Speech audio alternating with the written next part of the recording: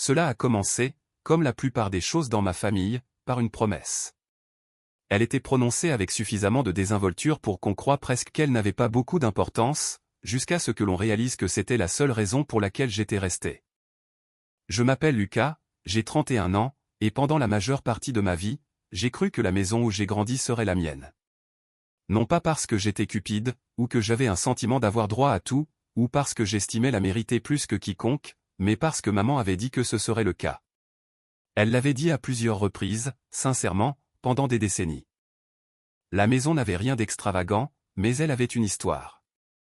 C'était une coloniale à 2 étages, sur une rue tranquille, avec des planchers en bois grinçant et du papier peint jauni dans le couloir à l'étage. Mon père, décédé quand j'avais 16 ans, y avait grandi. Lui et maman l'avaient acheté à ses parents, et nous y avions élevé ma sœur et moi. Je l'ai aidé à réparer les gouttières l'été avant sa mort.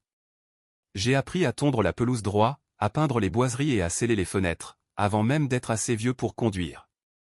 Après son départ, j'ai pris le relais tranquillement, et sans que personne ne me le demande.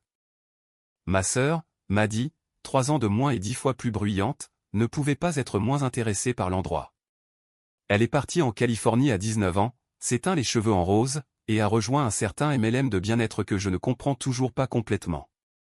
Elle revenait tous les 2 ou 3 ans, quand elle avait besoin d'une pause ou quand elle avait besoin d'argent. Et à chaque fois, maman l'accueillait comme une reine de retour.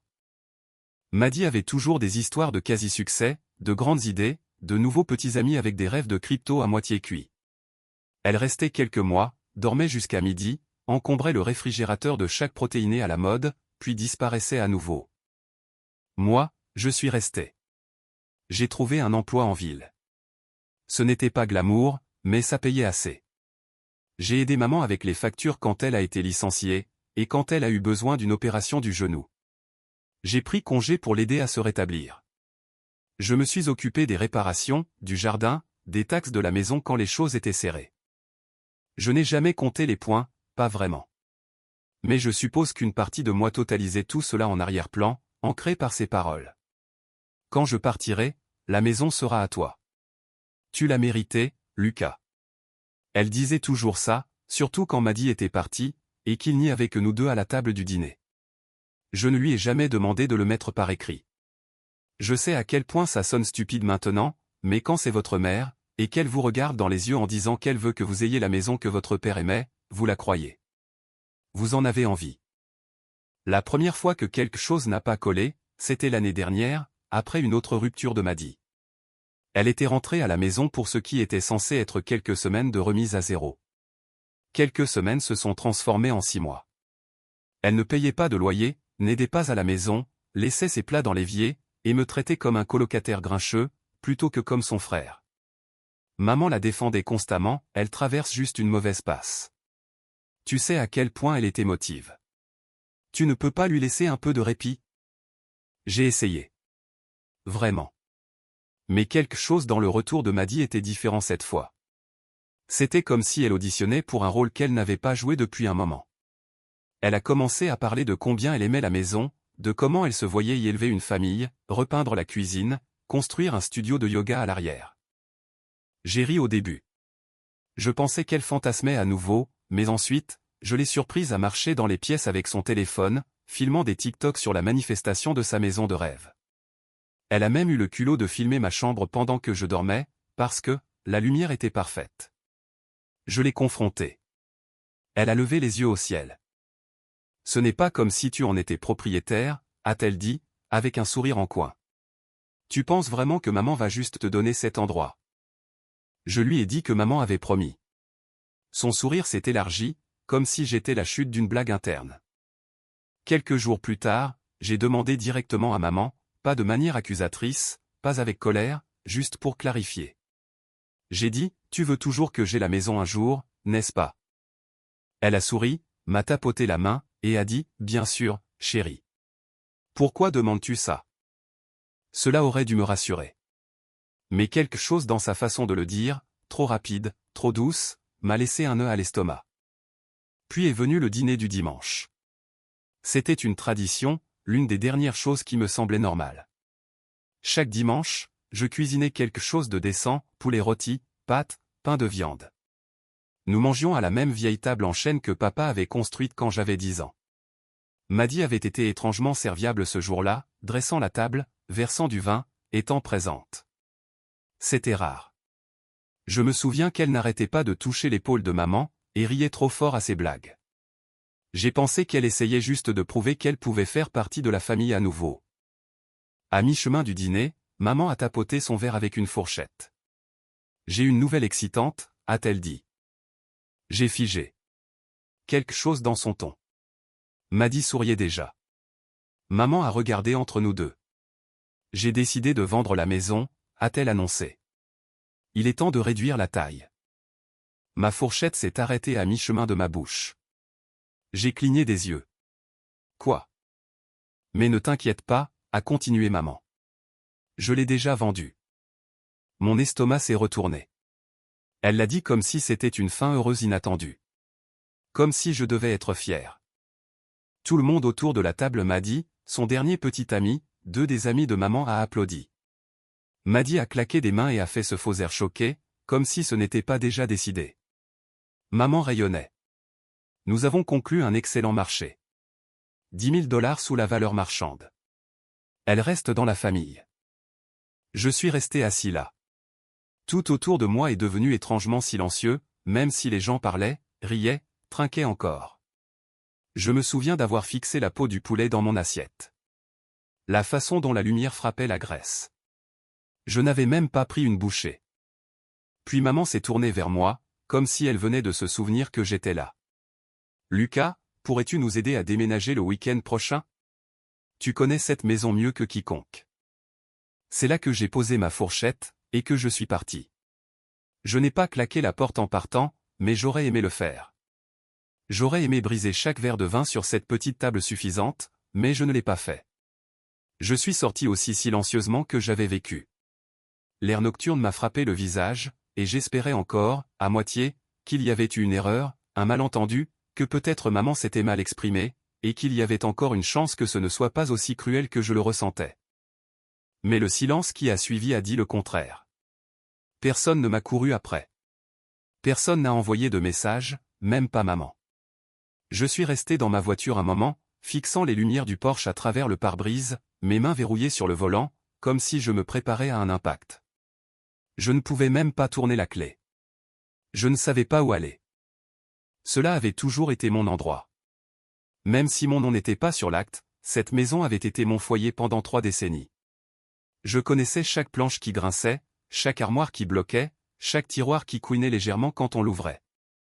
Et maintenant, on s'attendait juste à ce que j'aide à faire les cartons, que je la remette à Maddy comme un plat de service, et non comme la seule chose qui m'est jamais ancrée.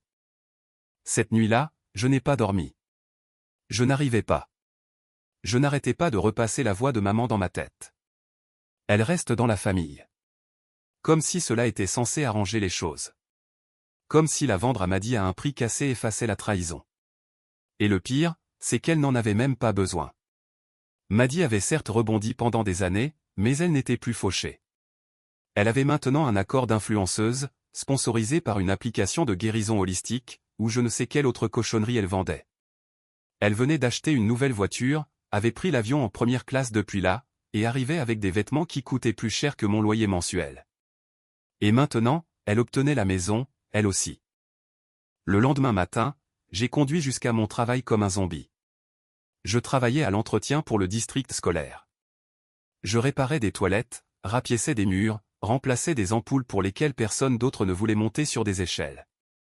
Ce n'était pas glamour, mais c'était honnête. Ce jour-là, cependant, j'ai laissé tomber une clé à molette sur mon pied parce que j'étais tellement distrait. Je ne l'ai même pas senti jusqu'à ce que je voie le sang traverser ma chaussette. Pendant le déjeuner, j'ai envoyé un SMS à maman. Juste 6 mots, nous devons parler. Juste nous. Pas de réponse. J'ai attendu des heures avant de finalement craquer et de l'appeler ce soir-là. Elle a décroché avec cette voix fatiguée qu'elle utilisait quand elle ne voulait pas être la méchante. Lucas, je suis vraiment désolé que tu l'aies appris comme ça. Comme ça, ai-je dit. C'est toi qui me l'as dit et comme ça. Elle a soupiré. Ce n'était pas destiné à te blesser, mais Maddy a fait une offre généreuse, et je vieillis. Je ne peux plus m'occuper de cette maison. Elle l'a acheté 100 000 $ sous le prix du marché, ai-je claqué. Ce n'est pas généreux, c'est du vol. Il y a eu une pause. Ne sois pas dramatique. J'ai ri. C'est sorti amer et rauque. Tu me l'as promis. Tu as toujours dit que la maison serait à moi. Une autre pause. Puis la voix que je n'avais pas entendue depuis des années, froide, dédaigneuse. Eh bien, les choses changent. C'était tout. Les choses changent. J'ai raccroché. Pendant le reste de cette semaine, je les ai évités. Pas d'appel, pas de texto. Je n'ai même pas conduit devant la maison. Je suis resté dans mon appartement. Une chambre, mur fade, moquette bon marché qui crissait quand on marchait pieds nus. Je suis resté seul. Mais à l'intérieur, quelque chose a commencé à changer. Je n'étais plus triste. Je n'étais même plus confus. J'étais en colère. Le genre de fureur lente et couvante qui ne crie pas, mais qui plante une graine.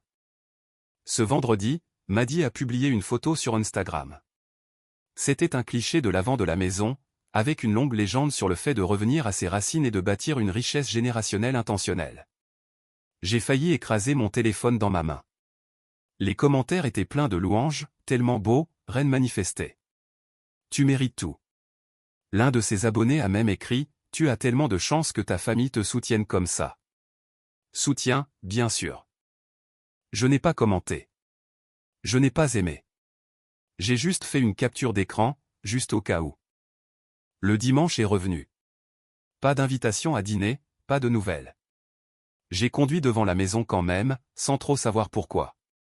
Je me suis dit que je voulais juste la voir une dernière fois, avant que Maddy ne commence à tout repeindre en blanc et or, et à transformer le garage en bar à kombucha.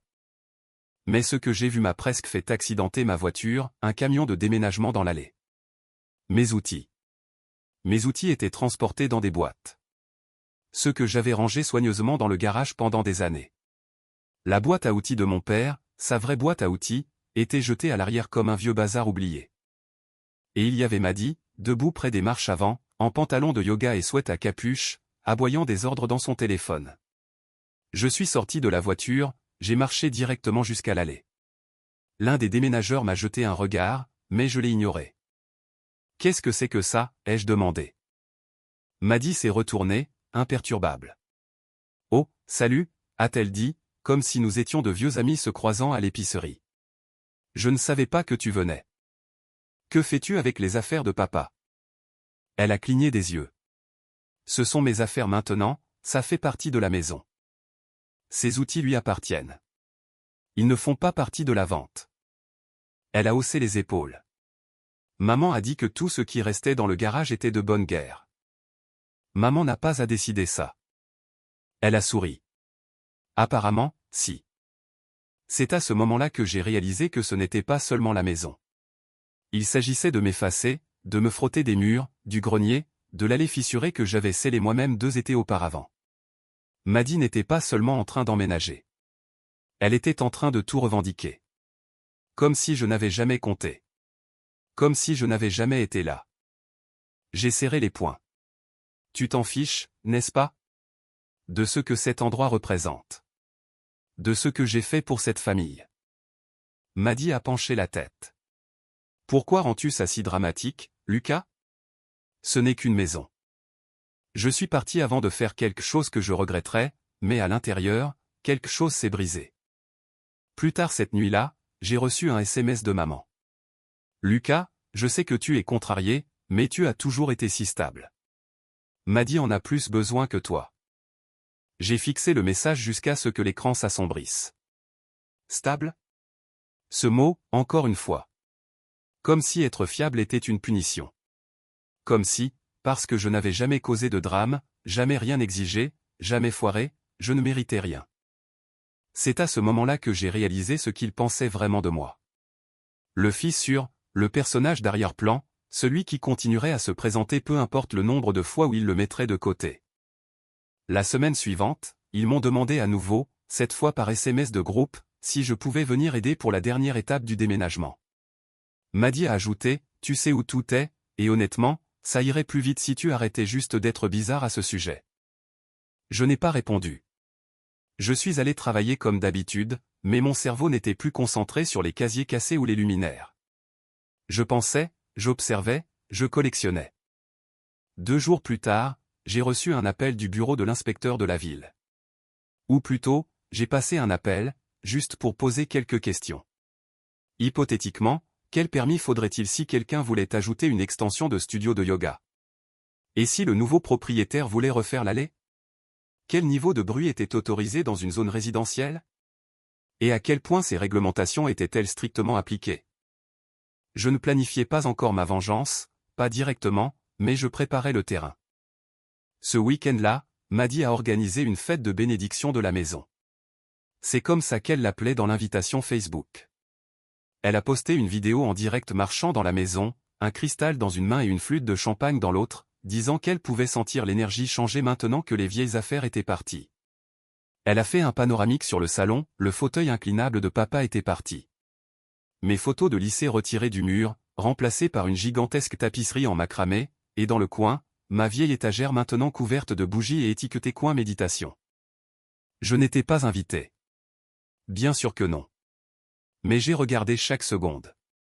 À la fin de la vidéo, elle a dit, « Cet endroit se sent comme un nouveau départ, comme s'il était destiné à être le mien depuis le début. » Je ne me souviens pas m'être endormi cette nuit-là, mais je me suis réveillé avec un étrange sentiment de clarté. Pas de rage, pas de tristesse, juste de la concentration, comme si le brouillard s'était enfin levé.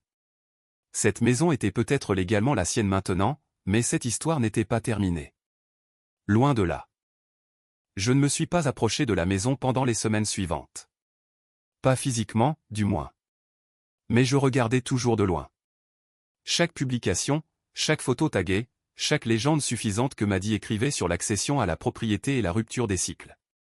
Elle donnait l'impression d'avoir eu 3 emplois et de s'être élevée à partir de rien, comme si cette maison était le fruit de son travail, au lieu du résultat d'années de travail de fond silencieux posé par moi, et donné avec une poignée de main.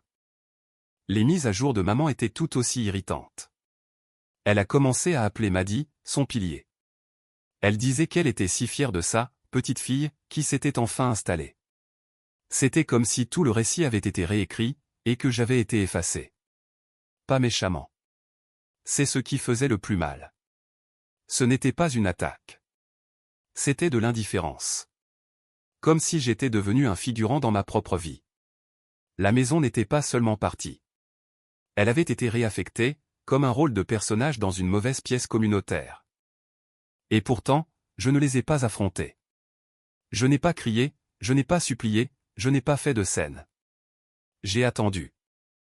Puis est venue la véritable trahison. Celle qui m'a fait sentir un vide dans la poitrine quand j'ai lu l'email. C'était un mercredi matin, gris et froid. J'étais à mi-chemin du remplacement d'un réservoir de toilettes cassé au collège quand j'ai consulté mon téléphone pendant une pause. Un nouvel email du bureau du trésorier du comté. Je l'ai ouvert sans réfléchir. Objet, notification de transfert de propriété du bureau du greffier du comté à Lucas et Walsh. Cher Monsieur Walsh, conformément à votre demande de rester inscrit aux alertes du comté pour le 107 Enbridge Lane, nous vous informons qu'à compter du 17 mars, la propriété a officiellement transféré la propriété d'Helen Walsh à Malin Walsh. Le titre est maintenant en la seule possession de Malin L. Walsh. Tous les services publics et documents du comté refléteront ce changement dans les 7 jours ouvrables suivants. Au début, j'étais confus. Je ne me souvenais pas d'avoir opté pour les alertes du comté. Mais ensuite, je me suis souvenu d'un formulaire que j'avais rempli il y a des années, lorsque j'avais aidé maman à faire appel de ses taxes foncières. Il y avait une section sur les notifications familiales. J'ai dû la cocher sans réfléchir. Mais ce qui m'a glacé, ce n'était pas la confirmation de la vente. C'était le document joint, un scan de l'acte de transfert de propriété. Il y avait une ligne en petits caractères, à peine lisible, qui disait, conformément au transfert familial selon la clause 3b, la bénéficiaire, Malin L. Walsh, assume tous les droits, responsabilités et accès à la propriété, y compris, mais sans illimité, le terrain, les structures et les biens successoraux, comme convenu verbalement et attesté par Helen Walsh. Biens successoraux. J'ai lu cette phrase 10 fois. Ma bouche est devenue sèche. Je savais ce que cela signifiait. La maison, le garage, le grenier, tout ce qui se trouvait à l'intérieur, y compris le coffre en cèdre. Il n'y avait aucune chance que Maddy sache même ce que c'était.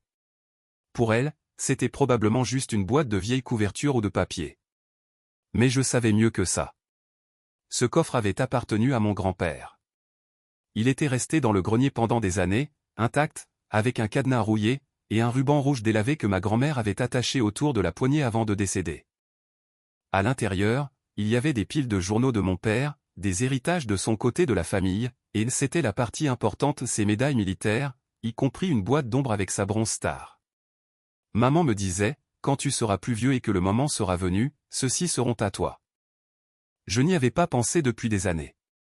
Mais à la seconde où j'ai vu bien Successoro, j'ai compris. J'ai quitté le travail en avance, j'ai conduit directement jusqu'à la maison. Mes mains tremblaient avant même que je ne m'engage dans l'allée. J'ai frappé fort à la porte. Maddy a ouvert, portant un masque facial et une robe moelleuse. « Oh, c'est toi » a-t-elle dit, comme si j'étais un démarcheur. « J'ai besoin de voir le grenier. » Elle a levé un sourcil. « Non. Je suis sérieux. »« Moi aussi. »« Je ne demande pas, » m'a dit. Elle a croisé les bras. « C'est ma maison maintenant, et tu n'as pas à faire irruption et à exiger quoi que ce soit. Je ne suis pas là pour me battre. J'ai juste besoin d'une chose. Le coffre en cèdre. » Elle a penché la tête. « La vieille boîte laide avec le ruban ?» Mon estomac s'est effondré. « Tu l'as ouvert. » Elle a souri. « Il est dans le garage. » J'allais le jeter, mais il avait l'air sentimental, ou quelque chose comme ça. Je l'ai dépassé. Je n'ai pas attendu la permission. Elle a hurlé, « Excuse-moi. » Mais j'étais déjà à mi-chemin du couloir. La porte du garage était ouverte, et il était là, assis près de la poubelle de recyclage, le ruban déchiré, le couvercle entrebâillé. Je me suis agenouillé, le cœur battant. Le contenu était incorrect. Les journaux étaient éparpillés, des pages déchirées, certaines endommagées par l'eau. Les médailles manquaient. La boîte d'ombre était partie. Je me suis retourné. Où est la boîte d'ombre? Maddy était appuyée contre la machine à laver, sirotant son latte au matcha, comme si c'était une blague. Oh, ce truc? Je l'ai vendu. Tu as quoi? C'était juste de vieilles babioles militaires. Quelqu'un au marché aux puces m'a donné 50 $. Je l'ai fixé.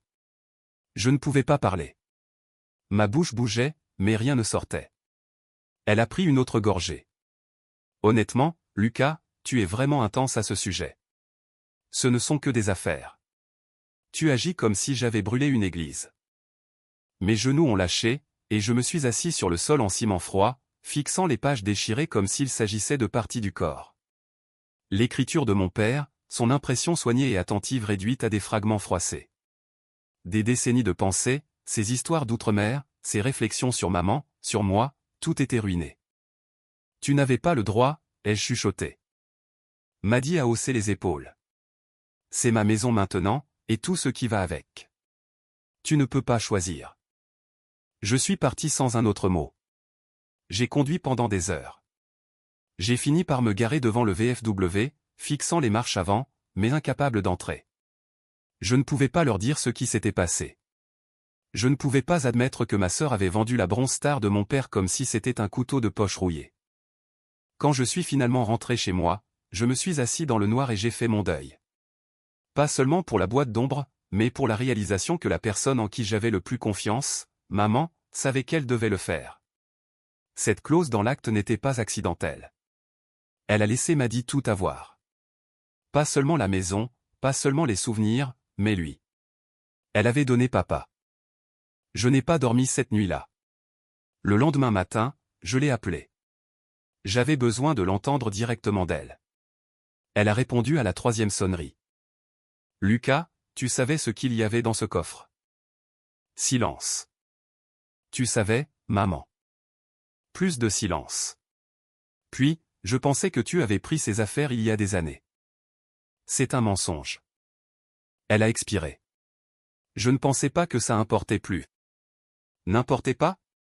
Tu exagères. Non, ai-je dit, ma voix tremblante. Tu n'as pas à décider ce qui importe. C'était mon père, aussi. C'était mon héritage, mon histoire, et tu l'as donné comme si c'était une vieille paire de chaussures. Elle ne s'est pas excusée, pas vraiment. Elle a juste dit, je suis désolé que tu ressentes cela. Cette phrase m'a brisé. J'ai raccroché. Et cette nuit-là, quelque chose a changé en moi. Le chagrin s'est consumé. La douleur s'est durcie en quelque chose de plus aigu. Maddy pensait qu'elle avait gagné. Maman pensait que je resterais silencieux. Ils n'avaient aucune idée à qui ils avaient affaire. Pas encore, mais ils le sauraient bientôt. Les jours qui ont suivi m'ont donné l'impression de dériver sous l'eau. Tout semblait pareil, mon appartement, mon travail, les rues que j'avais conduites toute ma vie. Mais je ne pouvais pas reprendre mon souffle. C'était comme si quelque chose à l'intérieur de moi s'était fissuré et continuait de fuir, lentement, silencieusement. Je ne m'étais jamais senti aussi vide. J'ai cessé de répondre aux SMS, ignoré les chats de groupe, ne me suis pas présenté au dîner du dimanche. Même lorsque maman a finalement envoyé un message, « Tu me manques », que je pouvais dire qu'elle avait eu du mal à écrire, je n'avais plus la force de faire semblant. La maison était partie. Les médailles de mon père étaient parties. Et maintenant, les histoires qu'il avait laissées derrière lui et ses journaux, dont la moitié étaient déchirés, certains peut-être mis à la poubelle, tous violés et n'étaient que des souvenirs éparpillés, pourrissant dans un garage rempli de tapis de yoga et de tapis importés de Maddy. J'ai essayé de me concentrer sur le travail. J'ai essayé de m'enterrer dans la routine. Se réveiller, se doucher, conduire, réparer ce qui était cassé, remplacer des ampoules, déboucher des éviers, rapiécer des trous dans les cloisons sèches laissées par des enfants qui se fichaient que quelque chose se casse, parce que quelqu'un comme moi le réparerait toujours. Mais je ne pouvais pas arrêter de penser au coffre, à la facilité avec laquelle tout ce que je pensais être à moi, tout ce autour de quoi j'avais construit ma vie d'adulte, avait été balayé sous mes pieds sans même une conversation. Un soir, je suis rentré et je me suis juste assis au bord de mon lit, toujours dans mes bottes de travail. J'ai fixé le mur pendant près d'une heure. Mon appartement ne s'était jamais senti aussi seul. Pas de photos sur les murs. Pas de diplômes encadrés, ni de souvenirs. J'avais toujours supposé que je finirais par retourner vivre dans la maison. Je pensais que ce n'était qu'une question de temps. Alors, je n'ai jamais fait de cet endroit un foyer. Pourquoi l'aurais-je fait? C'était temporaire. Cette nuit-là, j'ai sorti les journaux restants de mon père de mon sac à dos. Ceux que j'avais récupérés du désordre que Maddy avait créé. Certains étaient encore intacts. D'autres avaient des pages déchirées, des taches d'eau, même de la cire de bougie. Je les ai étalés sur mon lit et j'ai essayé d'en lire un, mais chaque phrase était comme un coup de pied dans la poitrine. Il écrivait sur son enfance, sur maman, sur le fait qu'il craignait de ne pas vivre assez longtemps pour voir Maddy et moi grandir. Il écrivait sur mes 16 ans, sur la fierté qu'il avait ressentie quand j'avais réussi mon examen de conduite, sur l'espoir que je prendrais soin de la maison et d'elle. Parce que Lucas est stable, fiable. On peut compter sur lui. J'ai posé le journal et j'ai sangloté. Pas des larmes silencieuses, des pleurs laids et déchiquetés qui se coinçaient dans ma gorge, et me laissaient la tête battante. Je n'avais pas pleuré depuis l'enterrement. Je ne savais même pas que j'en étais encore capable. Quand c'était fini, je ne me suis pas senti plus léger. Je me suis senti vide, mais il y avait une étrange clarté là-dedans. Comme si les larmes avaient lavé le brouillard qui restait. Il n'y avait plus rien à sauver. Pas de foyer où retourner, pas de promesse à tenir. Cette partie de ma vie était partie. J'étais libre, et je détestais ça. J'ai passé une semaine où j'ai à peine parlé à qui que ce soit. Un collègue, Denis, m'a demandé si j'allais bien, et j'ai juste hoché la tête. Mais quelque chose dans mes yeux a dû l'effrayer parce qu'il a reculé. Je n'étais pas impoli. Je ne pouvais simplement plus faire semblant d'aller bien. Pas au travail, pas avec mes voisins, pas avec personne.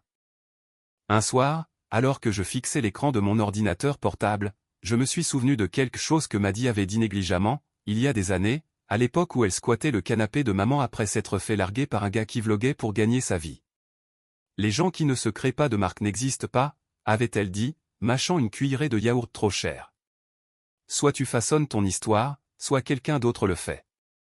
À l'époque, j'avais levé les yeux au ciel, mais maintenant ces mots me collaient à la peau. Soit tu façonnes ton histoire, soit quelqu'un d'autre le fait. C'est exactement ce qui s'était passé.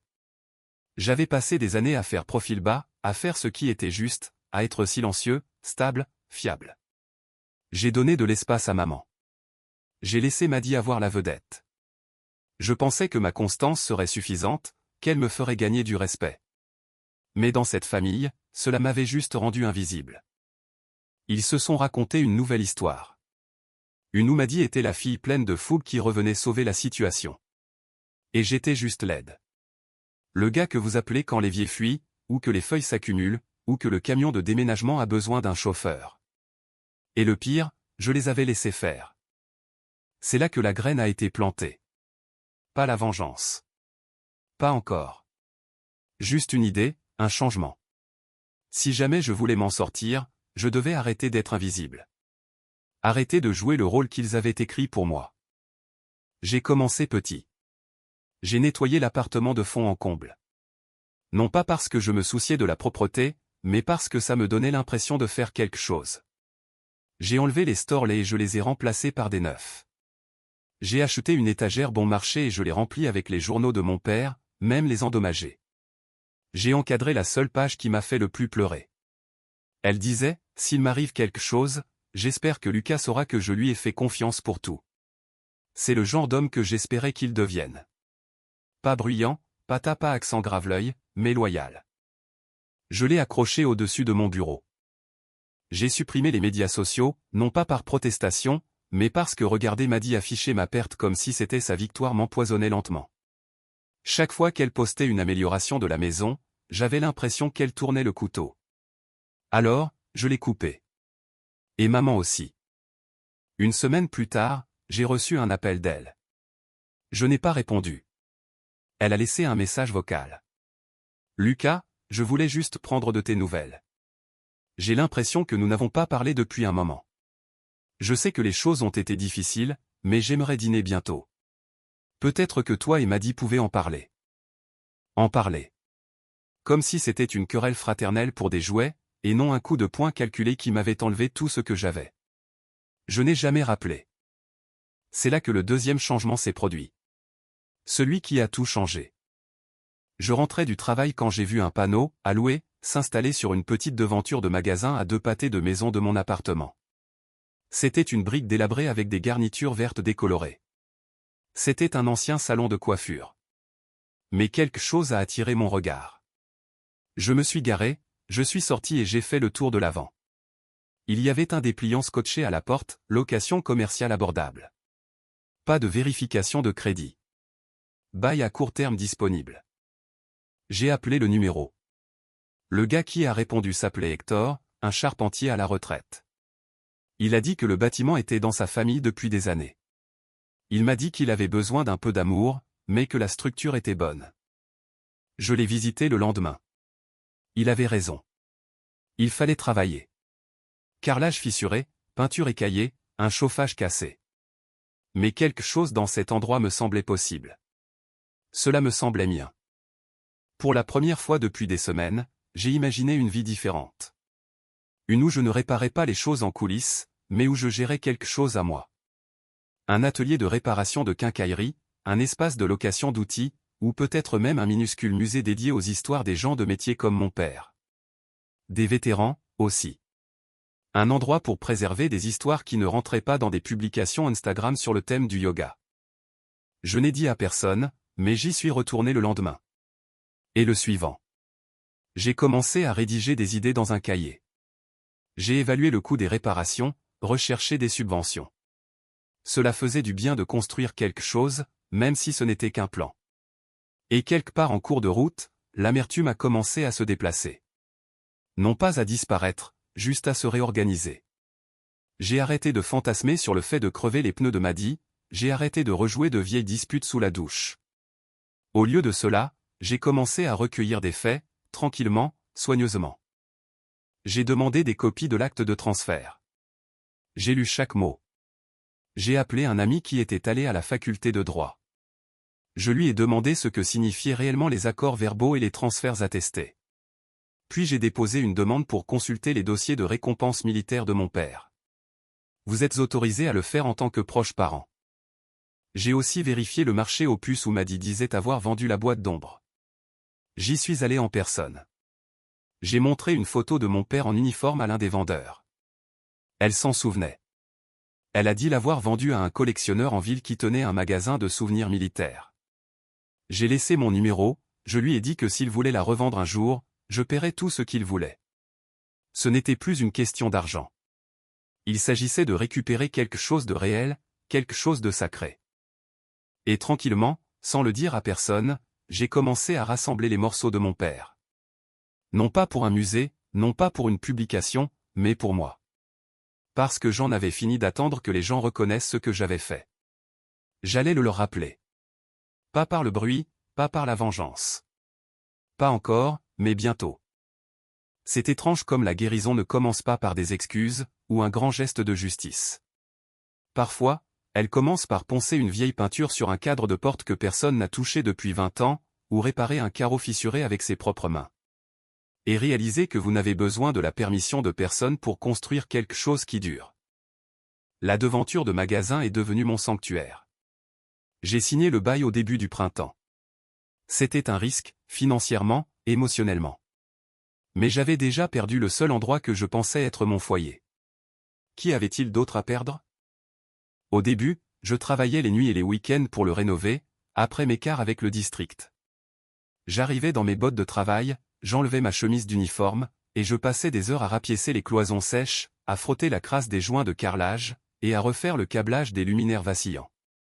Je ne mettais pas la musique à fond, ni ne me filmais en train de transformer l'espace pour TikTok. Je ne le faisais pas pour des likes. Je le faisais pour moi. Je n'avais même pas encore de plan complet. Juste le sentiment que cet endroit pouvait devenir quelque chose. Un espace où des gens comme mon père, des hommes tranquilles et compétents qui donnaient plus qu'ils ne recevaient, n'étaient pas oubliés. Un endroit pour honorer les outils, les histoires et l'héritage. Pas de cristaux, pas de tableau de vision, juste du travail honnête. En mai, j'avais économisé assez pour quitter le travail d'entretien scolaire. Non pas parce que je le détestais, mais parce que j'avais besoin de plus de temps. Je n'avais jamais pris de gros risques dans ma vie. J'avais toujours joué la sécurité. C'est ce qui me rendait fiable, n'est-ce pas? Mais quelque chose en moi avait changé depuis la trahison. Je ne jouais plus le jeu de personne. J'ai appelé l'endroit le second fils. Pas accent grave-l'œil, pas accrocheur, mais significatif. Mon père plaisantait que d'être le deuxième enfant faisait de vous le silencieux, la roue de secours, celui qui fait avancer les choses pendant que le premier est occupé à se faire remarquer. Cela m'est resté. J'ai ouvert tranquillement. Juste une pancarte sur la porte, quelques dépliants, et une page Facebook. Au début, ce n'était que des locations d'outils et de petites réparations d'appareils. Une tondeuse par-ci, un aspirateur cassé par-là. Puis quelques vétérans du quartier sont passés. L'un d'eux, Franck, m'a demandé si je pouvais jeter un œil à la perceuse à main de son grand-père des années 1940. Il disait que personne d'autre ne voulait s'en occuper. Je l'ai réparée, je la lui ai rendue gratuitement. Il l'a dit à tout le monde. En un mois, j'avais plus de travail que je ne pouvais en gérer. Les gens déposaient des outils de famille avec des histoires. Un ciseau transmis sur 3 générations. Un mètre ruban avec des initiales gravées sur le côté. Une équerre de charpentier fissurée de 1928. J'ai commencé un mur à l'arrière, les mains qui ont bâti. Des photos encadrées de chaque propriétaire à côté de leur outil. Leur nom, une courte note, une date. Pas de like, pas de hashtag, juste du respect. Dès l'été, le magasin avait un flux constant. J'ai embauché un gamin à temps partiel nommé Danny pour aider à l'avant. Il avait 17 ans. Il ne savait pas distinguer une clé à molette d'un marteau au début, mais il apprenait vite.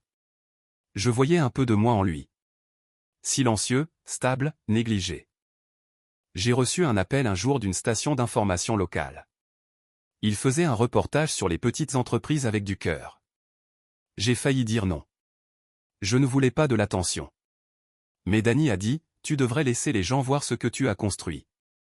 Alors, j'ai dit oui. La pièce a été diffusée un vendredi soir, juste un court segment. On me voyait travailler sur un étau d'établi, parlant des histoires derrière les outils. Ils ont diffusé un extrait où je disais, parfois, on ne se souvient pas des gens pour ce qu'ils ont dit, mais pour ce qu'ils ont laissé derrière eux, ce qu'ils ont construit. Après cela, les écluses se sont ouvertes. Plus de clients, plus de dons. Un vieil entrepreneur m'a donné un ensemble de plans des années 70, dessinés à la main par son père. Une femme a apporté une machine à coudre de 1953, et a dit, ce n'est pas un outil, mais ça en a l'air. J'ai ajouté une deuxième pièce, je l'ai appelée la mémoire du créateur. Pas de frais d'entrée, juste des histoires, des objets avec un sens. Les visiteurs pouvaient laisser des notes sur des fiches indexées, sur ce dont ils se souvenaient avoir été fait avec eux.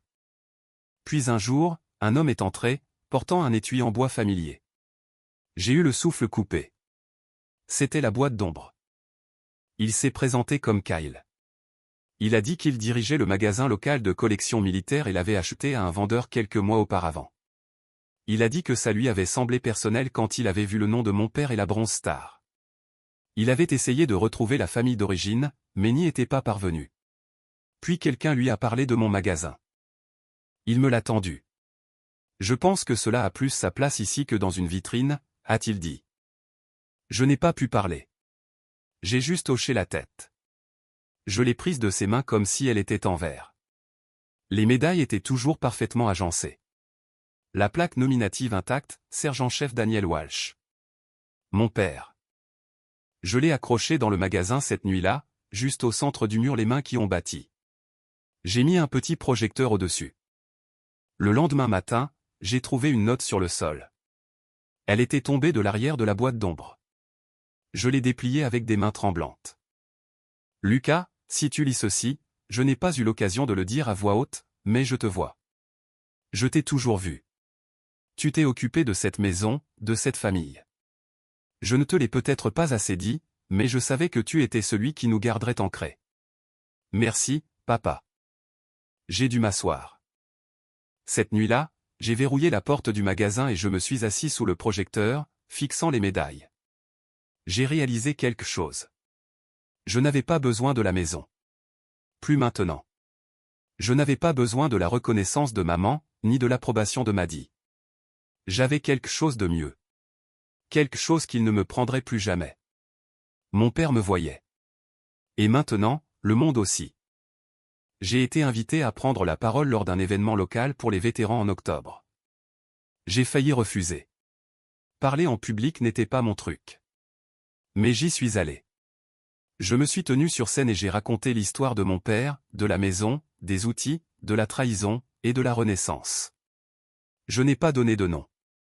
Je n'ai pas lancé de boue, j'ai juste dit la vérité. Les applaudissements ont été assourdissants. Une semaine plus tard, j'ai reçu un email d'une organisation à but non lucratif qui préserve l'histoire des métiers. Ils voulaient présenter le second fils dans leur bulletin national. Ils ont dit que c'était un modèle pour honorer l'héritage avec dignité. J'ai imprimé l'email, je l'ai encadré. Puis j'ai reçu un SMS. Maman, j'ai vu l'article. Ton père serait fier. J'ai fixé l'écran pendant longtemps. Pas d'excuses, pas de prise de responsabilité, juste un rappel qu'elle regardait. Qu'elle avait maintenant quelque chose à dire.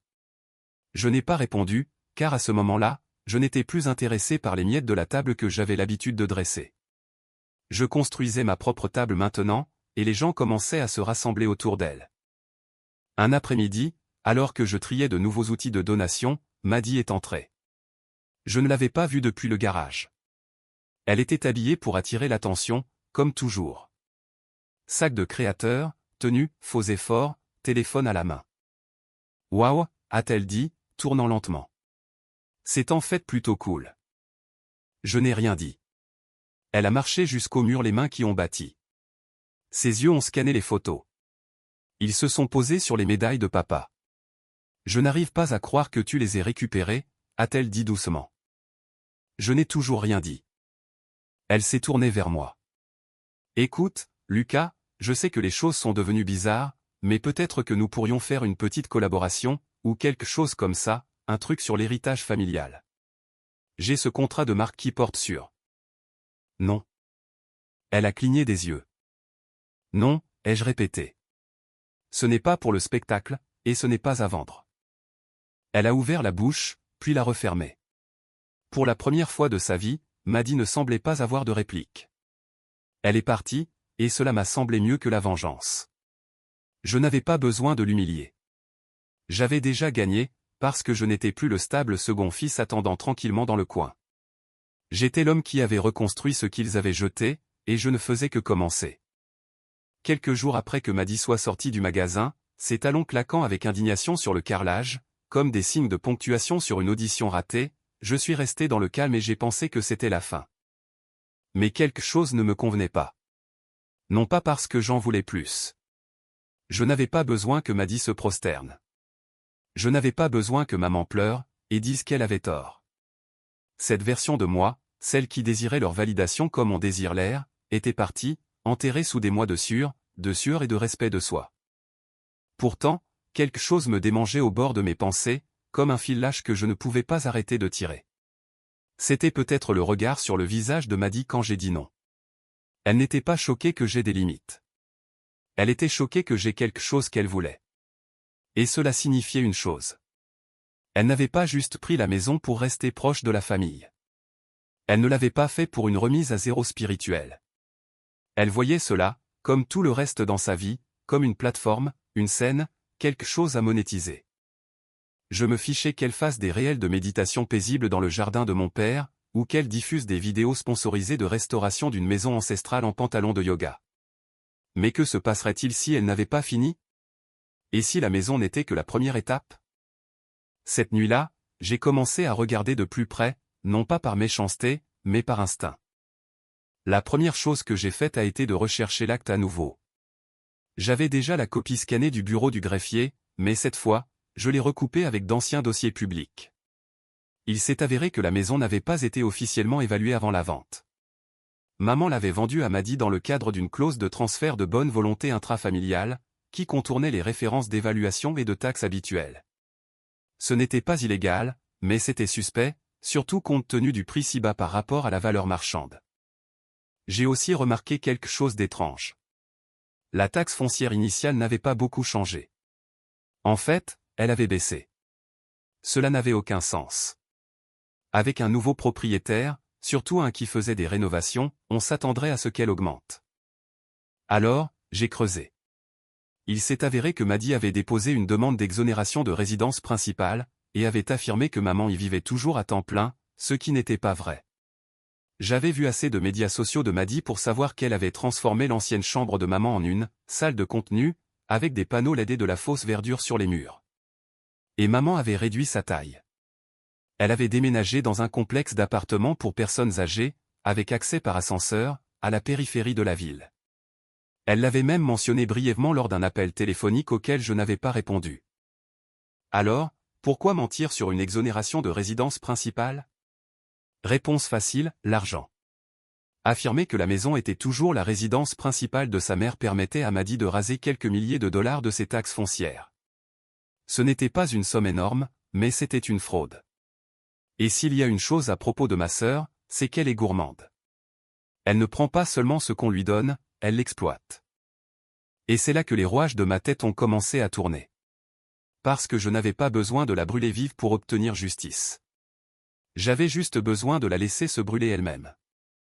Je n'ai pas agi tout de suite. C'est la clé quand on a été blessé. Ne pas se précipiter.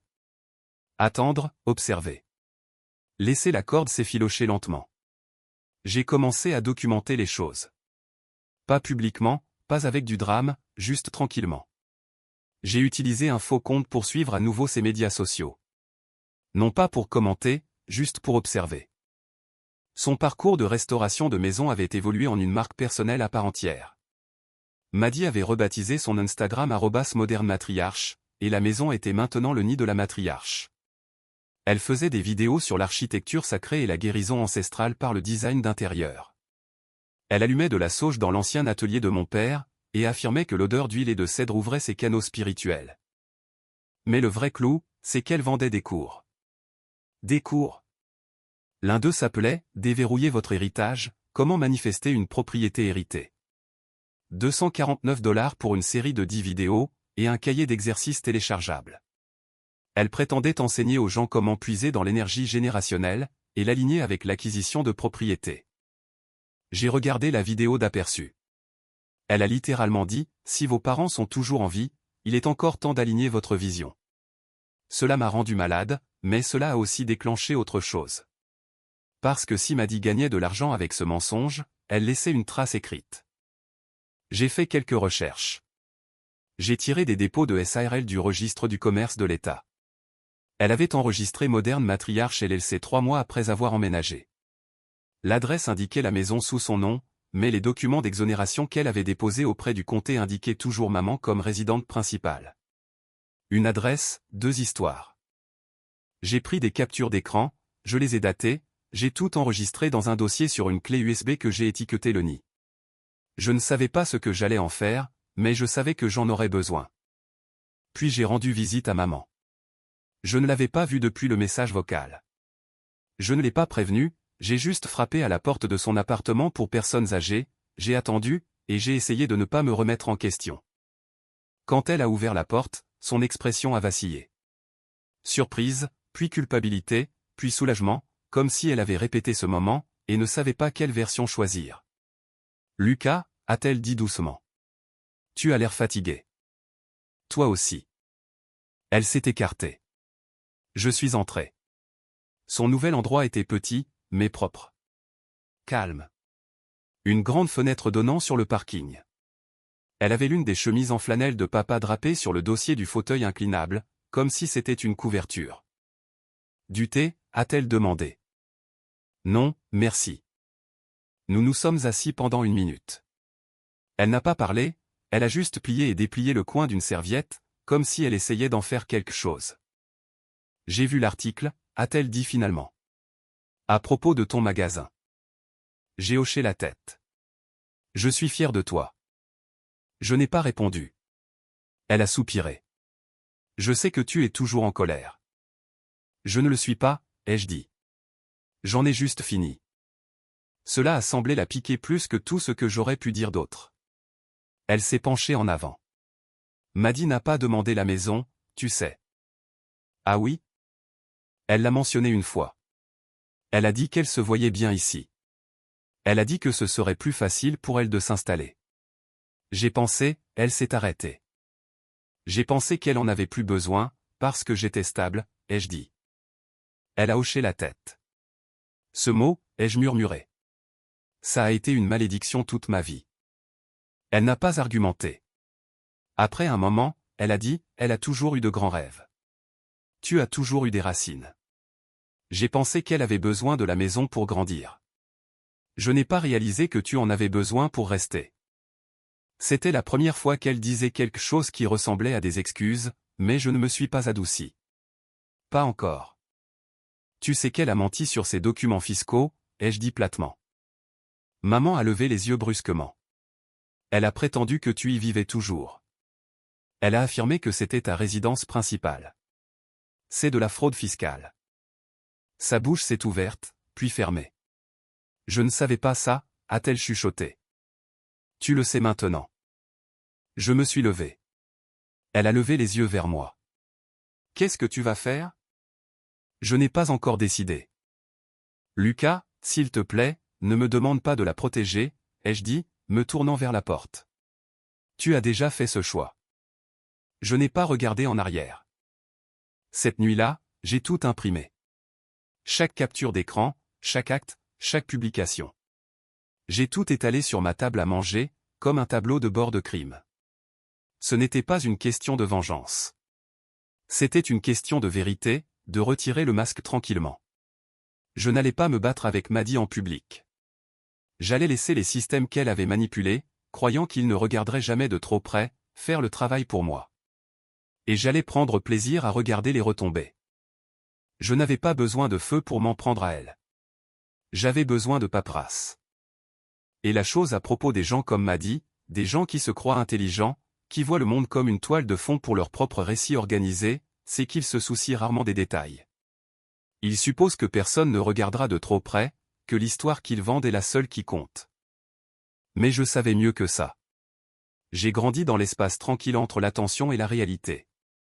Je connaissais le poids des choses tacites, les fissures sous la peinture fraîche. Alors, j'ai commencé à appuyer doucement sur ces fissures. Ma première étape n'a pas été une confrontation dramatique, ou une menace légale. C'était une lettre, enveloppe ordinaire, adresse de retour dactylographiée, envoyée par courrier certifié avec suivi. Je l'ai postée non pas à Maddy, mais au bureau de l'évaluateur des impôts du comté. À l'intérieur, il y avait une plainte signée, anonyme, juste un citoyen concerné, notant que la nouvelle résidente du 107, Elmbridge Lane, avait déposé une demande d'exonération de résidence principale sous de faux prétextes. Inclus dans le paquet, des captures d'écran des publications de Maddie, étiquetant la maison comme son nouveau QG créatif, des listes de chambres d'hôtes de style Airbnb qu'elle avait tranquillement commencé à promouvoir via des groupes de bien-être secrets, et des copies de son enregistrement de SARL, montrant la maison comme son adresse commerciale principale. Le tout soigneusement étiqueté, tout était indéniable. Je ne m'attendais pas à des feux d'artifice. La bureaucratie est lente, mais elle est implacable. Ensuite, j'ai contacté le Conseil d'égalisation de l'État. Je me suis fait passer pour un citoyen avec des questions sur la façon dont l'utilisation commerciale d'une résidence affecte la classification de la propriété. La femme à qui j'ai parlé était polie, curieuse.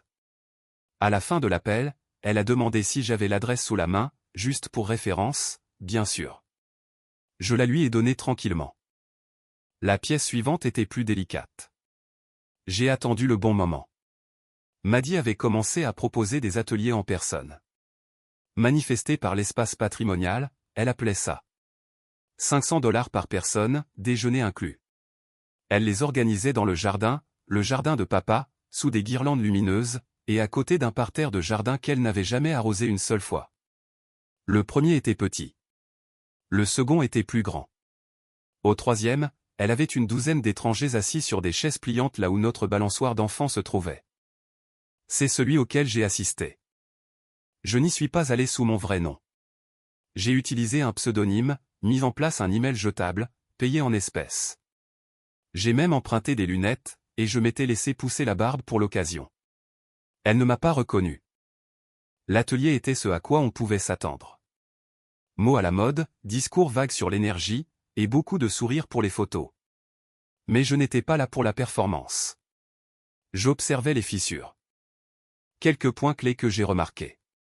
Elle se référait à la maison comme un espace commercial résidentiel multifonctionnel. Elle distribuait des brochures imprimées avec son nom d'entreprise et son logo, l'adresse clairement indiquée. Elle vendait des kits d'herbe et des bougies fait maison, depuis une table près du garage. Tout cela fait sans permis commercial approprié. Et pire, l'événement n'était pas assuré. J'ai vérifié plus tard. Pas de police d'événement, pas de liste de responsabilité civile commerciale pour les rassemblements en personne. Une entorse à la cheville, une réaction allergique, elle serait poursuivie jusqu'à l'os, mais elle ne le savait pas.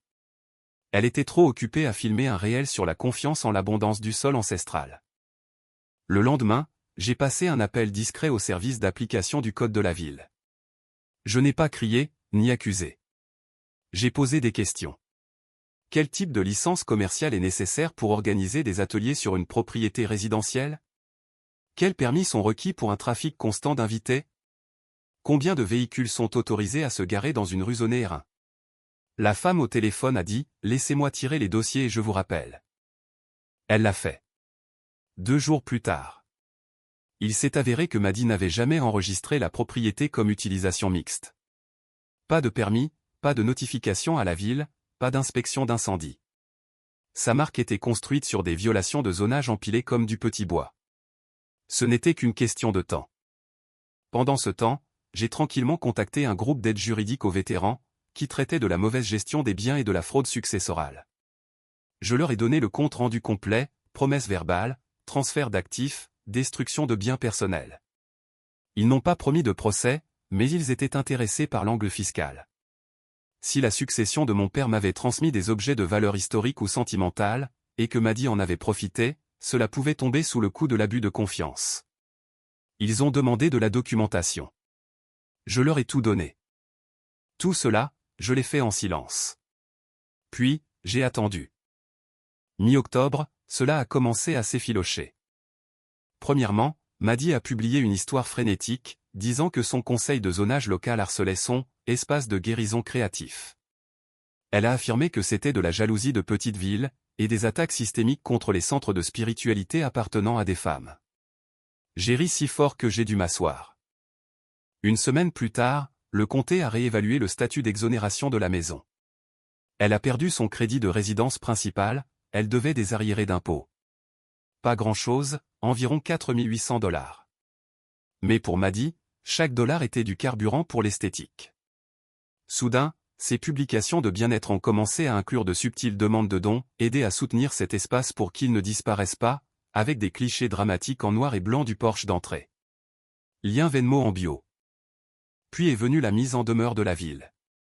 Quelqu'un, pas moi, avait signalé que la propriété était utilisée pour des événements commerciaux sans licence. Les services d'application du code avaient visité 2 fois. Les voisins se plaignaient. Il y avait du bruit, du trafic. Un de ses invités s'était garé en travers de l'allée de quelqu'un. La ville l'a frappé de 2 amendes et d'un avertissement. La 3e violation déclencherait une fermeture forcée. Je savais qu'elle paniquait quand elle a appelé maman. Je le sais parce que maman m'a appelé. C'était la première fois que nous parlions depuis des semaines. Lucas, a-t-elle dit. Maddy a des ennuis. Elle dit que quelqu'un cible son entreprise. Que la ville s'en prend à elle. Ils ne s'en prennent pas à elle, ai-je dit calmement. Ils font juste leur travail. Elle demande de l'aide. Je n'ai pas répondu tout de suite. Puis j'ai dit, peut-être qu'elle peut se manifester un moyen de s'en sortir. Maman n'a pas ri. Puis est venu le coup de grâce. Tard un soir, j'ai reçu un message du groupe d'aide aux vétérans. Ils ont décidé d'aller de l'avant, non pas avec un procès, mais avec une enquête formelle sur la mauvaise gestion de souvenirs militaires, spécifiquement la revente de décorations protégées sans documentation appropriée. Ils avaient contacté le marché aux puces, obtenu des déclarations. Le collectionneur qui m'avait donné la boîte d'ombre avait déjà signé une déclaration sous serment. Si cela s'intensifiait, Maddy pourrait faire l'objet d'une enquête pour avoir vendu sciemment des biens militaires qui n'étaient pas les siens. Elle n'irait peut-être pas en prison, mais les gros titres, influenceuse de bien-être accusée d'avoir vendu les médailles de son père à profit. Je n'ai pas appuyé sur la gâchette pour celui-là. J'ai juste laissé entendre qu'elle était chargée. Je lui ai envoyé un email. Juste une ligne, tu as vendu la Bronze Star de notre père pour $50. Je l'ai récupérée. Je pensais juste que tu devrais savoir ce qu'elle vaut. En pièce jointe, une photo de la boîte d'ombre, brillante sur le mur de mon magasin. En dessous, une petite plaque, pas à vendre. Ne l'a jamais été. Elle n'a jamais répondu. Mais 2 semaines plus tard, son compte est devenu privé. Le contenu du nid de la matriarche s'est tari. Elle a posté une histoire disant qu'elle prenait une pause pour réaligner son énergie créative. Je connaissais la vérité. Elle essayait de nettoyer un désordre qu'elle n'avait même pas réalisé avoir fait avant qu'il ne soit trop tard. Maman n'a rien dit publiquement, mais j'ai reçu un autre message vocal d'elle. Celui-ci était différent. Je suis désolée, a-t-elle dit doucement. Je ne savais pas ce qu'elle ferait avec ça. Je ne pensais pas que ça irait aussi loin. Je voulais juste croire qu'elle avait finalement atterri quelque part. Mais je vois maintenant que tu as toujours été celui qui est resté ancré. Tu as construit quelque chose de réel. J'espère que tu pourras me pardonner. Même si tu ne peux pas oublier. Je n'ai pas rappelé. Non pas parce que je la détestais. Parce que j'avais finalement compris. Certaines choses ne sont pas des punitions. Ce sont des révélations. Elles vous montrent qui sont les gens. Et une fois que vous le voyez, vous ne pouvez jamais le défaire. Je n'avais pas besoin de détruire Maddy. J'ai juste laissé la vérité faire son travail. Et elle l'a fait. Tranquillement, magnifiquement, comme une maison qui s'installe sur ses fondations, enfin construite sur quelque chose de solide. Je ne suis pas allé à la vente aux enchères. J'en ai entendu parler par une voisine de 3 rue d'Elmbridge Lane. Elle s'est arrêtée à mon magasin, une dresseuse de gazon dans une main et la curiosité dans ses yeux. « Tu as entendu parler de la journée portes ouvertes ?» a-t-elle demandé, comme si nous parlions du temps. Je n'ai pas répondu tout de suite, je gardais les yeux fixés sur la roue tordue de la dresseuse. « Il l'organise la semaine prochaine ?» a-t-elle continué. Le bruit court que Maddy a manqué à un prêt. Elle n'a pas pu faire face aux arriérés d'impôts et aux affaires commerciales. Elle est de retour sur le marché. J'ai donné un coup rapide à l'outil. Il s'est redressé. Oh, ai-je dit. Je n'étais pas au courant. C'était un mensonge. Je savais. Maddy avait essayé de tenir le coup, essayé de pivoter, de changer de marque, de filer le récit. Elle a posté sur la résistance systémique aux structures commerciales féminines, a affirmé qu'elle était réduite au silence par des codes de zonage obsolètes. Mais les abonnés ont cessé de cliquer. Les dons se sont taris. L'algorithme est passé à autre chose. La ville se fichait de son ambiance. Le comté voulait juste ses impôts. Finalement, elle a tout fermé. La maison a perdu de l'argent plus vite qu'elle ne pouvait boucher les trous. Les services publics à eux seuls la rongeaient. Et sans l'exonération de résidence principale, sans la possibilité d'organiser des événements ou de louer des chambres, tout ce qu'elle avait été un grand monument coûteux à un mensonge. Elle a essayé de vendre. Elle l'a mise en vente auprès d'une agence immobilière chic, axée sur le bien-être, d'Austin. Mais son prix était délirant. Elle a essayé de la lister pour plus que la valeur marchande, affirmant que la propriété avait une synergie de marque et une équité spirituelle. Personne n'a mordu. En 4 mois, l'annonce avait été réduite 3 fois. Finalement, son prêteur a déposé un privilège contre la maison pour une ligne de crédit immobilière qu'elle avait ouverte sans comprendre la structure de remboursement. J'ai vu la paperasse en ligne, un dossier public. Maddy avait emprunté sur la valeur nette de la maison pour financer ses cours en ligne et son expansion de marque. Mais la croissance ne se produit pas dans un vide. Et quand vos fondations sont une fraude, tout finit par se fissurer. Ils ont programmé la vente aux enchères tranquillement. Pas de fanfare.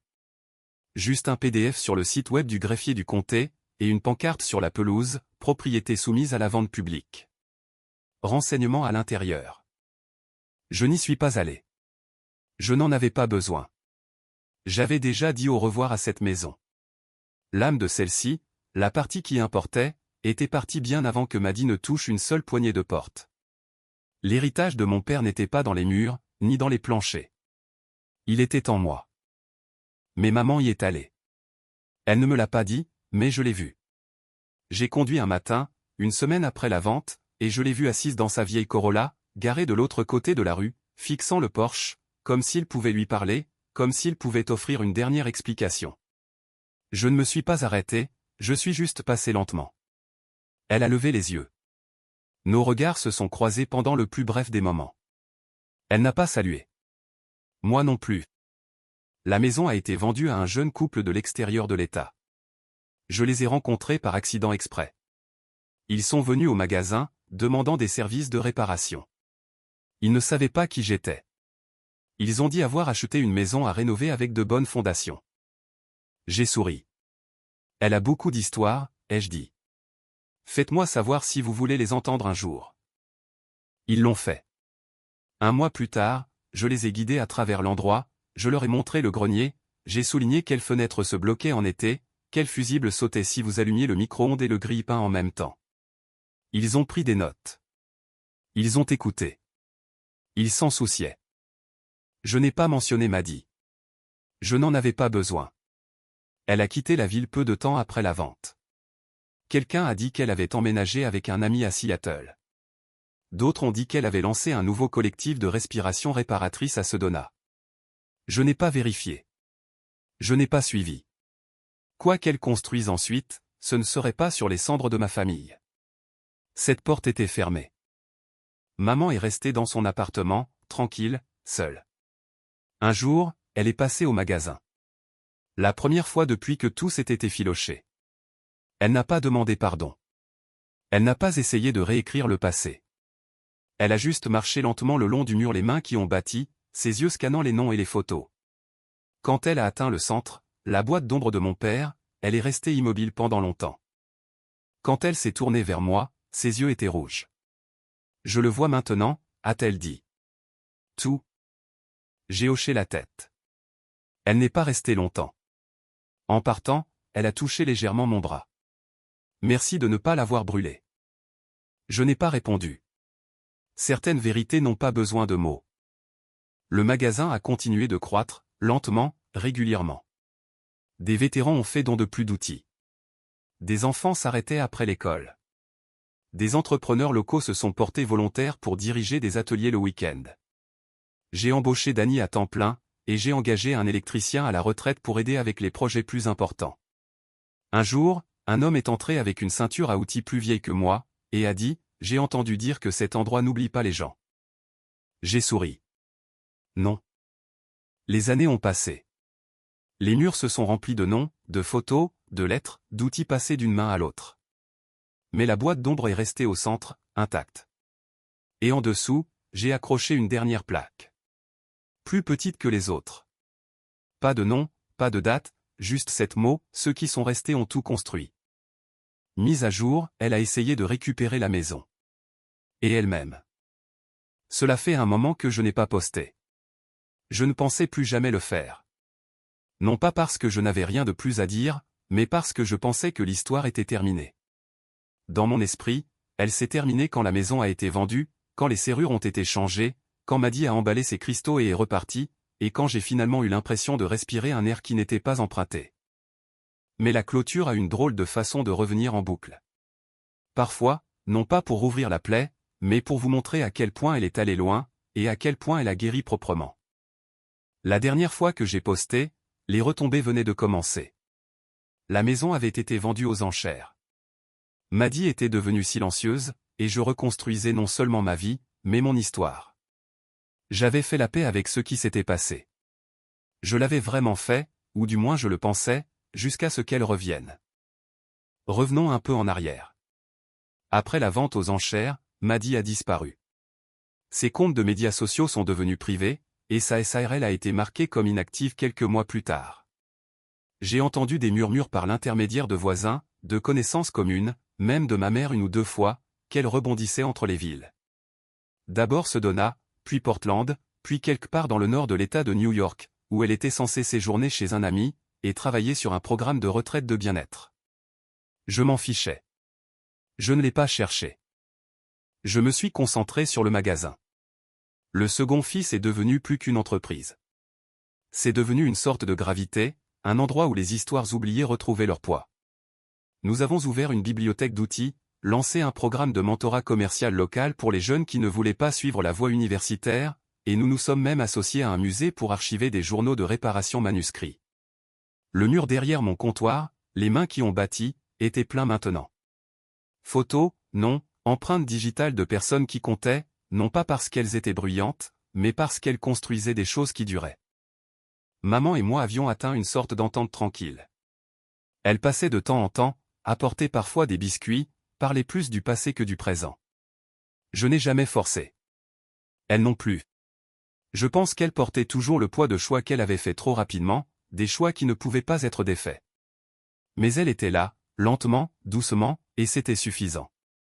Et puis, il y a 3 mois, j'ai reçu une lettre. Elle a été réacheminée par le bureau du greffier de la ville. Pas d'adresse de retour, mais j'ai reconnu l'écriture à la seconde où j'ai vu l'enveloppe. Maddy. La lettre n'était pas en colère. Elle n'était pas accusatrice. Elle était calculée, assez chaleureuse pour paraître sincère, mais avec des bords si lisses que l'on pouvait dire qu'elle avait été réécrite une douzaine de fois. Elle disait qu'elle était de retour en ville brièvement. Elle disait qu'elle avait réfléchi, guéri, et traversé le véritable travail de réparation intérieure. Elle s'était retrouvée dans un endroit plus ancré, et explorait des opportunités de se reconnecter avec son espace ancestral. Elle voulait parler, non pas d'excuses, non pas des médailles, mais d'une opportunité de co-investissement pour restaurer l'énergie et l'héritage du foyer. Elle a inclus un pitch deck, comme un vrai pitch deck imprimé, relié en spirale, glacé. C'était un concept complet pour une série de contenus de marque appelée Le Retour de la Matriarche. Son objectif, racheter le foyer familial, et le transformer en un espace de narration de bien-être, avec un composant de série, d'OA, et un flux de revenus basé sur le contenu conscient, les expériences immersives, et la guérison générationnelle. Elle voulait que j'en fasse partie. Elle avait même un rôle en tête, l'encre, selon ses mots, pas les miens. Il y avait une photo de la maison sur la couverture, une qu'elle avait clairement tirée de Google Maps. En dessous, un slogan, la guérison commence là où l'histoire a commencé. Je suis resté assis dans mon bureau, fixant cette ligne pendant longtemps. Non pas parce que j'y pensais, mais parce que j'étais stupéfait. Elle pensait vraiment pouvoir tout inverser à nouveau. Qu'après tout, après la trahison, les mensonges, la manipulation, elle pouvait revenir en ville et recadrer le tout comme un arc narratif. Elle n'avait pas changé. Elle avait juste changé de marque. Je n'ai pas répondu à la lettre, mais j'ai passé un appel téléphonique discret aux propriétaires actuels de la maison. Un couple sympathique, Sarah et Jules. Je les avais aidés avec la fondation de leur Porsche il y a quelque temps. Je leur avais raconté l'histoire de l'endroit. Je leur avais proposé de donner un coup de main chaque fois qu'ils voulaient faire des mises à jour. Ils étaient reconnaissants, le sont toujours. Je leur ai dit que Maddy pourrait les contacter, qu'elle pourrait essayer de récupérer la maison pour un projet de contenu, qu'elle pourrait essayer de les manipuler. Il s'est avéré qu'elle avait déjà laissé un paquet dans leur boîte aux lettres. Le même pitch deck relié en spirale. Carte de visite, une note manuscrite. J'aimerais parler d'un bail temporaire à des fins créatives. Sarah m'a envoyé un SMS avec une photo de la carte et a demandé « C'est elle ?» J'ai répondu « Oui, c'est elle ». Ils n'ont jamais répondu à Maddy, mais une semaine plus tard, ils ont mis une pancarte dans la fenêtre de la maison. Simple, peinte à la main, pas à louer. Pas ton histoire. Cela m'a fait rire plus fort que je n'avais ri depuis des mois. J'ai imprimé une photo de cette pancarte, et je l'ai encadrée. Elle est accrochée dans le magasin maintenant, juste en dessous des médailles de mon père. En dessous, j'ai ajouté une petite plaque gravée, l'héritage n'est pas une marque. C'est ce que vous laissez derrière vous quand vous arrêtez d'essayer d'être vu. 2 semaines plus tard, Maddy a tenté une dernière fois. Elle s'est présentée au magasin. J'étais à l'arrière quand Danny est venu et a dit « il y a une femme devant qui te demande. » Elle a l'air plutôt intense. Je savais avant de la voir. Elle se tenait près du comptoir, le téléphone dans une main, les yeux scannant le mur de photos, comme si elle cherchait quelque chose de familier. Elle avait l'air plus mince, les bords plus nets, mais la performance était toujours intacte. Quand je suis sorti, elle a souri, comme si rien ne s'était passé. « Lucas » a-t-elle dit. « Tu as l'air bien. » Je n'ai pas souri. Elle s'est lancée dans son pitch. Elle a dit qu'elle rencontrait des petits groupes de production et qu'elle voulait faire quelque chose d'authentique et de rédempteur sur la famille, sur l'héritage. Elle pensait que nous pourrions peut-être co-créer quelque chose. Je l'ai laissé parler. Je l'ai laissé dire chaque ligne répétée. Puis je lui ai dit ceci, « Tu as essayé de transformer la mémoire de notre père en contenu. » Elle a ouvert la bouche. J'ai continué. Tu as vendu ses médailles, jeté ses journaux, brûlé le pont, puis essayé de te filmer en train de le reconstruire. Son visage s'est figé. J'ai contourné le comptoir, et j'ai ouvert la porte. Cet endroit a été construit par des mains, pas par des hashtags, et pas les tiennes. Elle n'est pas partie tout de suite, elle est restée là, respirant par le nez, comme si elle se calmait dans un cours de yoga. Puis elle a dit, « Tu n'as pas à être si amer. Les gens évoluent. » J'ai répondu, « Les gens évoluent, mais toi, tu ne fais que reconditionner. » Elle est partie. C'était la dernière fois que je la voyais. Mais la semaine dernière, j'ai entendu parler par une connaissance commune qu'elle essayait d'obtenir un contrat de marque avec un collectif de construction durable. Le bruit court qu'ils l'ont cherché sur Google, ont découvert les amendes, la fraude fiscale, et les violations de zonage. Apparemment, l'accord est mort. Pendant ce temps, le second fils se porte très bien. Nous avons une liste d'attente pour la location d'outils. Des enfants de l'école de métiers locale viennent les week-ends pour faire de l'observation et apprendre. Nous nous étendons à la réparation mobile le mois prochain. Et pas plus tard que vendredi dernier, un organe de presse local a demandé de nous présenter dans un article sur les petites entreprises qui reconstruisent la communauté sans oublier leurs racines. C'est drôle comme ça fonctionne. Des gens comme Maddy chassent l'héritage comme si c'était un projecteur. Mais le véritable héritage, il est tranquille. Il est mérité. Il est transmis de main en main, non filmé. Donc, si vous suivez toujours cette histoire, voici votre mise à jour.